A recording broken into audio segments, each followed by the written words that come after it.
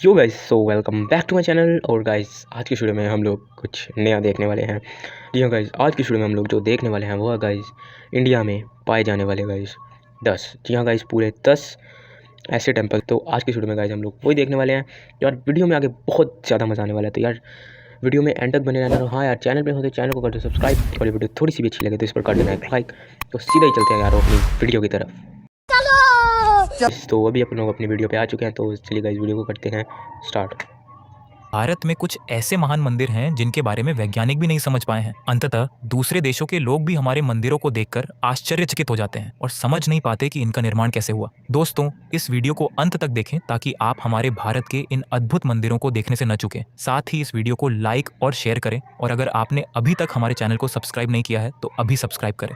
Konark sun temple. इस मंदिर को सिर्फ एक धार्मिक स्थल के रूप में नहीं बल्कि एक महान मशीन की तरह कल्पना कीजिए, वो भी एक विशाल चैरियट के आकार में जो सूर्य देवता के लिए बनाया गया था। यह मंदिर ओडिशा राज्य में स्थित है, कोणार्क सूर्य मंदिर। यह मंदिर 24 विशाल पत्थर के पहियों के साथ एक रथ के रूप में बना हुआ है, लेकिन ये पहिए सिर्फ सजावट के लिए नहीं है, ये असल में सन डायल्स की तरह काम करते हैं, यानी समय बताने के लिए इन्हें इस्तेमाल किया जाता था। इतनी बुद्धिमत्ता से यह मंदिर किसने बनवाया था? नरसिंह देव नाम के राजा ने। वो गंगा वंश के एक शक्तिशाली शासक थे। आज का ओडिशा राज्य उस समय एक सेकंड यार गाइस, ठंड सी लग रही है, उसका कोई जुगाड़ करके आते हैं ब्रो।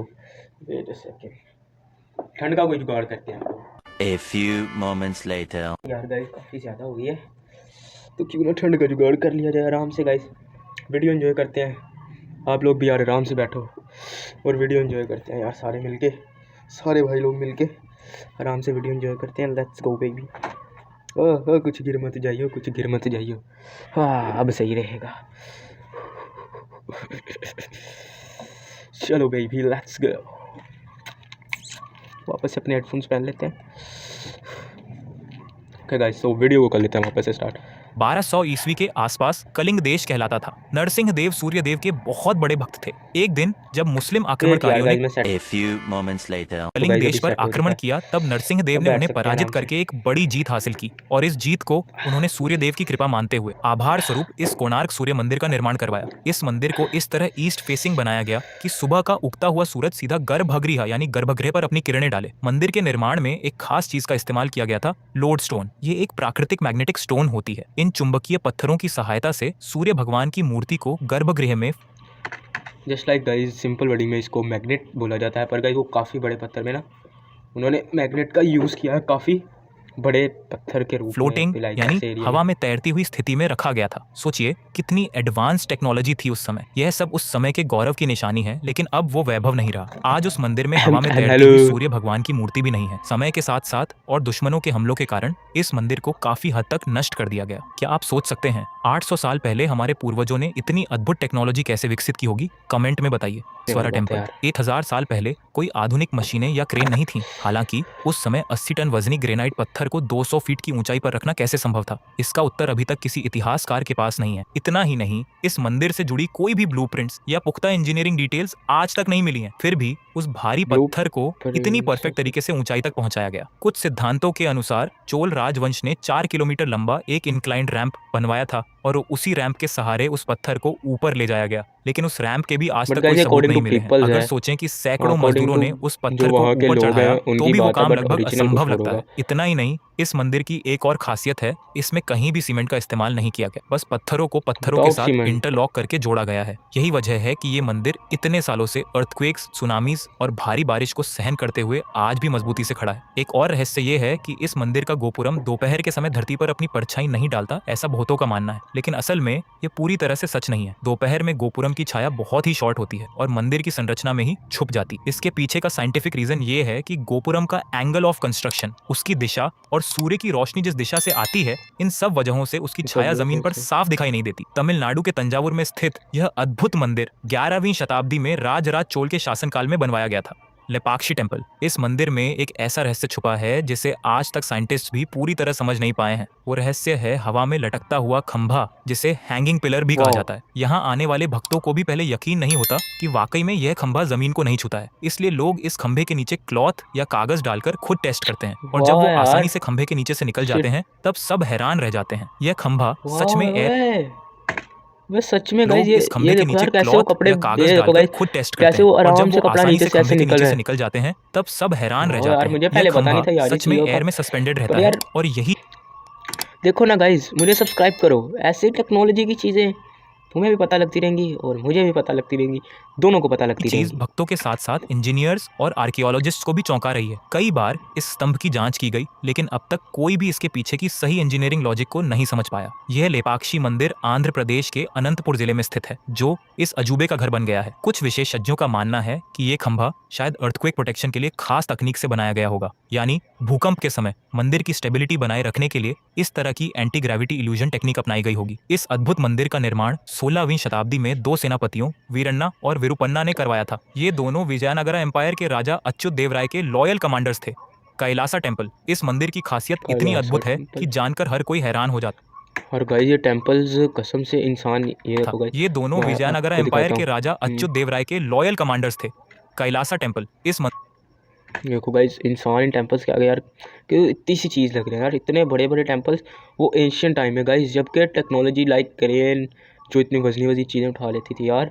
एक दफ़ा तो गाइस इंसान को सोचने पर मजबूर होना पड़ता है यार कि पहले के लोग। मंदिर की खासियत इतनी अद्भुत है कि जानकर हर कोई हैरान हो जाता है, क्योंकि आप यहाँ जो देख रहे हैं वह ये है कि पूरा मंदिर एक ही पत्थर को तराश कर बनाया गया है। यह एक पहाड़ी इलाका है और यहाँ से करीब 2 लाख टन पत्थर हटाया गया, तब जाकर ये भव्य मंदिर दिखाई 2 दिया। लाख अर्थात टन हमारे प्राचीन भारतीय पत्ता मूर्तिकारों ने एक बड़े हेल पत्थर ब्रो। को ऊपर से नीचे तक तराश कर इस मंदिर का निर्माण किया। महाराष्ट्र के एलोरा में स्थित यह कैलाश मंदिर राष्ट्रकूटा डायनेस्टी के राजा कृष्ण प्रथम के शासनकाल में बनवाया गया था। लगभग 756 से 771 ईस्वी के बीच राजा ने अपने प्रिय देवता शिव को समर्पित करते हुए इस मंदिर का निर्माण कराया था और कहा जाता है कि इस मंदिर को पूरी तरह तैयार करने में करीब 18 साल लगे। यहाँ न तो बुलडोजर है न ही 18 ड्रिल साल मशीन, फिर भी ऐसी उत्तम, स्पष्ट और विस्तृत नक्काशी और केवल हाथ के औजारों से ही संभव है। क्या आज के समय में ऐसी कला संभव है? ये हमारे पूर्वजों बहुत द्वारा बहुत प्राप्त मुश्किल है महान यार। ज्ञान है। चन्ना केशवा टेम्पल, भारत में मौजूद इस मंदिर को देखने के लिए लोग दूर दूर से आते हैं और जब भक्त इस मंदिर के अंदर की स्कल्पचर्स को देखते हैं तो सच में उनकी 2 आंखें भी कम पड़ जाती हैं, क्योंकि यहाँ हर एक मूर्ति को इतनी बारीकी से और अलग अलग स्टाइल में कार्व किया गया है कि देखने वाला ये हैरान हो गाइस जाता है। मजाक के अलावा अगर यार आप इन बहुत मूर्तियों बहुत पर प्यारी लाइट है यार। डालेंगे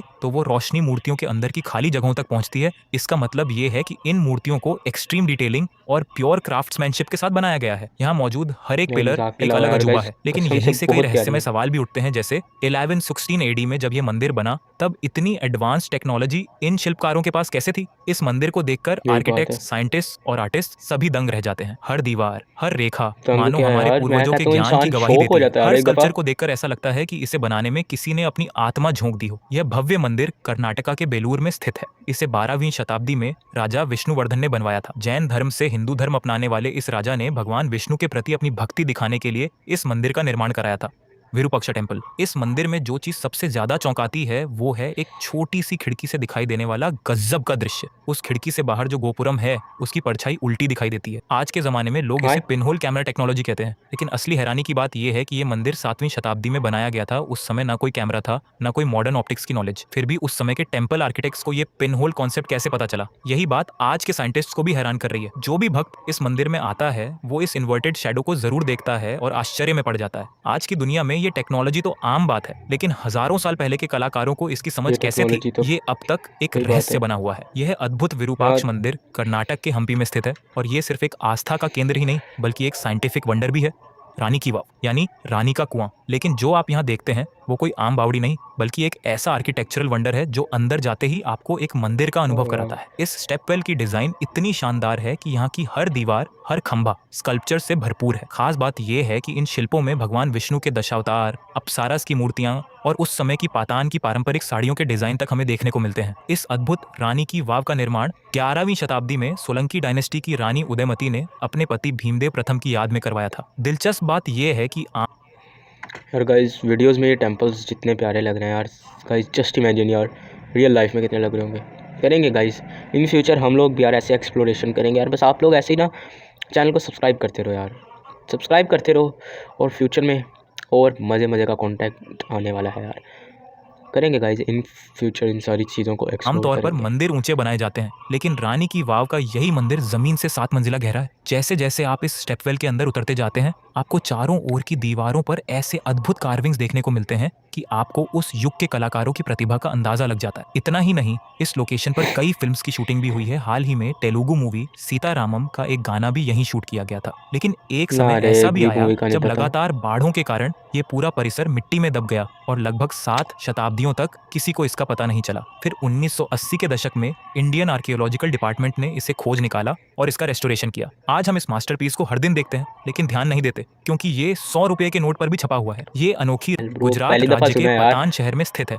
मीनाक्षी टेम्पल तमिलनाडु में स्थित यह मंदिर मीनाक्षी। सिर्फ एक धार्मिक स्थल नहीं है, बल्कि 33,000 से भी ज्यादा स्कल्पचर से सजा हुआ एक भव्य आर्किटेक्चरल वंडर है। ये मंदिर पूरे 14 एकड़ में फैला हुआ है और इसके चारों तरफ मौजूद विशाल राजगोपुरम्स इसे और भी भव्य बनाते हैं। यहाँ की देवी मीनाक्षी अम्मावारी के बारे में कई प्यूरेनिक स्टोरीज प्रचलित हैं और हर एक कहानी में कुछ ऐसा चमत्कार छुपा होता है जो सुनने वालों को चकित कर देता है। सबसे अनोखी बात यह है कि इस मंदिर में स्थित मूर्ति के 3 स्तन हैं, जो भक्तों और विद्वानों को काफी आश्चर्यचकित करते हैं और इससे जुड़ी किंवदंती भी बहुत प्रसिद्ध है। इतना ही नहीं, इस मंदिर की एक और अद्भुत विशेषता है इसका वाटर मैनेजमेंट सिस्टम। बारिश के मौसम में भी मंदिर वाटर परिसर में मैनेजमेंट कभी भी सिस्टम। जलभराव नहीं होता। यहाँ का हाइड्रोलॉजी डिजाइन इतना संतुलित है कि पानी खुद ब खुद ड्रेन हो जाता है। अब सोचने वाली बात यह है कि उस समय जब कोई आधुनिक टेक्नोलॉजी नहीं थी, तब इन लोगों ने इतनी साइंटिफिक प्लानिंग और नॉलेज कैसे हासिल किया? यही बात आज भी एक बड़ा क्वेश्चन मार्क बनी हुई है। श्री रंगनाथ बड़ा नहीं, स्वामी काफी टेम्पल ज्यादा बड़ा। तमिलनाडु में स्थित ये मंदिर सिर्फ भारत में ही नहीं बल्कि पूरी दुनिया में सबसे बड़े मंदिरों में एक माना जाता है। इस मंदिर का निर्माण एक ही राजा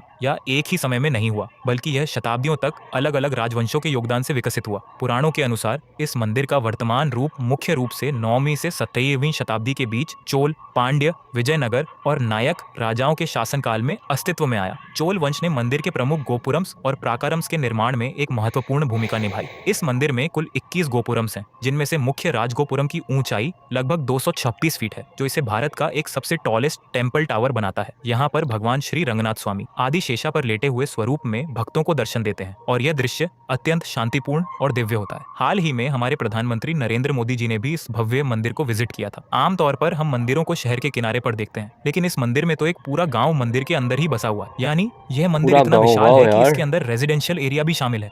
ये मंदिर 2011 में दुनिया का सबसे अमीर मंदिर कहलाया। वजह क्या है? केरल के 2011 में। तिरुवनंतपुरम में स्थित इस मंदिर के नीचे 6 रहस्यमयी वॉल्ट्स कमरे पाए गए, जिन्हें A, B, C, D, E और F नाम दिया गया। सुप्रीम कोर्ट के आदेश पर 2011 में इन वॉल्ट्स में से B को छोड़कर बाकी सभी खोले गए और जो वहां से मिला वो सबको चौंका देने वाला था अनमोल खजाना। उस खजाने की अनुमानित कीमत थी लगभग 80 लाख करोड़ रुपए। इमेजिन करिए, इतना वेल्थ एक ही जगह पर। लेकिन वॉल्ट B को अब तक नहीं खोला गया। क्यों? क्योंकि ये वॉल्ट नागबंधन नाम के एक पवित्र मंत्र शक्ति द्वारा सील किया गया है, जिसे प्राचीन ऋषियों द्वारा स्थापित किया गया था। इस दरवाजे पर 2 विशाल सर्पों की नक्काशी है और इसे बिना किसी ताले के एक भारी लोहे के दरवाजे से बंद किया गया है। स्थानीय मान्यताओं के अनुसार के लिए एक विशेष गरुड़ मंत्र की आवश्यकता होती है और उस मंत्र का सही उच्चारण या विधि आज किसी को भी ज्ञात नहीं है। अब कुछ लोग कहते हैं कि आज की मॉडर्न टेक्नोलॉजी से इस दरवाजे को फोर्सफुली खोला जा सकता है, लेकिन ऐसा करने पर भारी विनाश डिस्ट्रक्शन होगा, ऐसा मानना है वहां के लोगों का। यही वजह है कि आज तक भी वॉल्ट भी नहीं खोला गया है। आखिरकार ये वॉल्ट भी कभी खुलेगा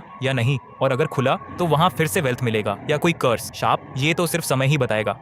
तो बस गाइस, आज वीडियो देख लो इतना ही। आई होप गाइस आपको वीडियो पसंद आई होगी। पसंद आई हो तो यार इस पर एक लाइक कर देना। चैनल पर नहीं हो तो यार चैनल को लाजमी सब्सक्राइब कर देना, ताकि गाइस आपको इन फ्यूचर ऐसी इन्फॉर्मेटिव वीडियोस मिलती रहे। और गाइस अगर आप लोग मुझे ऐसे ही सपोर्ट करते रहे तो इन फ्यूचर गाइस हम ऐसी जगह पर जाएंगे, उनको एक्सप्लोर करेंगे और आप लोगों को भी दिखाएंगे।